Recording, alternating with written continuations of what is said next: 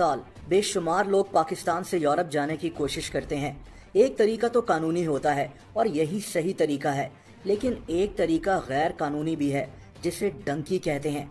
ये लफ्ज़ डोंकी है, लेकिन इसे डंकी ही कहा जाता है। इस वीडियो में आप इसी खतरनाक सफ़र के मुतालिक जानेंगे। दोस्तों, डंकी के जरिए यूरोप जाने का रूट पाकिस्तान से ईरान है, ईरान से तुर्की और तुर्की से यूनान और इटली है। इस तरह से जाने वाले लड़के पाकिस्तान में मौजूद एजेंट्स से राब्ता करते हैं। ये एजेंट्स इन लड़कों से लाखों रुपए वसूल करते हैं और फिर इनको एक ऐसे सफर पर रवाना कर दिया जाता है जहां से जरूरी नहीं कि इंसान जिंदा भी बच सके। अपनी फैमिली के लिए पैसे कमाने के लिए ये लड़के अपनी जान पर भी खेल जाते हैं। दोस्तों, सबसे पहले तो इस रूट में लड़कों को कोयटा में जमा होना होता है और कोयटा से इनको ईरान का बॉर्डर क्रॉस कराया जाता है, जिसे ताफ्तान बॉर्डर कहते हैं। कोयटा से ईरान बॉर्डर तक का सफर भी आसान नहीं होता। लोगों को एक ओपन डाले में बिठा दिया जाता है जिसमें लोग भरे हुए होते हैं। ये डाला दुश्वार रास्तों पर इतनी तेज स्पीड से चल रहा होता है कि कई दफा तो अंदर बैठे लड़के नीचे गिरकर जख्मी भी हो जाते हैं। बहरहाल एक जगह पहुंचकर इनको डाले से उतार लिया जाता है। ये लड़के रात वहीं गुजारते हैं, खुले आसमान के नीचे, गर्मी हो, सर्दी हो या फिर बारिश हो। दोस्तों, अगली सुबह इन लड़कों का एक नया इम्तिहान शुरू होता है। इनको एक खतरनाक और ऊंचे पहाड़ पर चढ़ाई करनी होती है। दरअसल इसी तरह ये ईरान में एंटर होते हैं। ये रास्ता इतना खतरनाक होता है कि यहाँ जगह जगह इंसानी ढांचे पड़े हुए मिलते हैं। ये वो लोग होते हैं जो भूख और प्यास से मर गए थे। दोस्तों, कई लड़के इसी पहाड़ से नीचे गिरकर भी मारे जाते हैं। कोई चाह कर भी इनकी मदद नहीं कर पाता। बहरहाल इन लड़कों को इस पहाड़ की चोटी पर बिठा दिया जाता है। काफी देर के बाद जब इनको सिग्नल मिलता है तो ये लड़के पहाड़ से नीचे उतर जाते हैं। पहाड़ से उतरते हुए भी कई लड़के अपनी जान गंवा बैठते हैं। दोस्तों, पहाड़ से उतरकर ये लोग ईरान में एंटर हो चुके होते हैं। एक तरफ ईरानियन फोर्सेस का डर और दूसरी तरफ शदीद भूख और प्यास और सफर की थकान।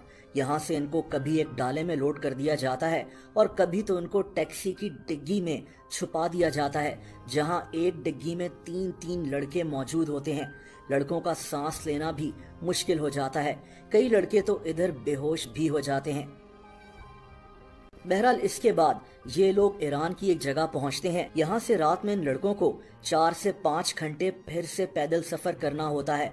दोस्तों, इसके बाद कई गाड़ियां तब्दील करके लोग ईरान के शहर तेहरान पहुंच जाते हैं और वहां से इनको तुर्की का बॉर्डर क्रॉस कराया जाता है। ये काम भी बहुत मुश्किल है। तुर्की ईरान बॉर्डर पर फौजी पहरा दे रहे होते हैं, इसीलिए इन लोगों को भागकर बॉर्डर क्रॉस करना होता है। जो पीछे रह जाए उसको पकड़ लिया जाता है। खैर, यहाँ से इनको एक वैन में बिठाकर इन लोगों को तुर्की के एक शहर ले जाया जाता है। ये सफर 12 घंटे का होता है।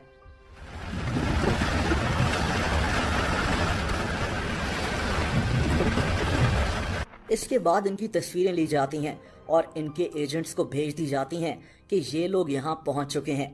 दोस्तों, यहाँ से ये लोग ऊंचे ऊंचे पहाड़ क्रॉस कर कर एक समंदर के किनारे पहुँच जाते हैं, जहाँ ये लोग छुपकर बैठ जाते हैं। यहाँ से इनको एक और गाड़ी में लोड करके एक गांव में उतार दिया जाता है। इस गांव से इन लोगों को फिर से 5 या 6 घंटे पैदल चलना पड़ता है। दोस्तों, क्योंकि ये लोग गैर कानूनी तरीके से तुर्की में होते हैं तो हर वक्त खतरा होता है कि कहीं पुलिस इनको पकड़ ना ले। खैर, तुर्की से अब इन लोगों को यूनान यानी ग्रीस और इटली जाना होता है।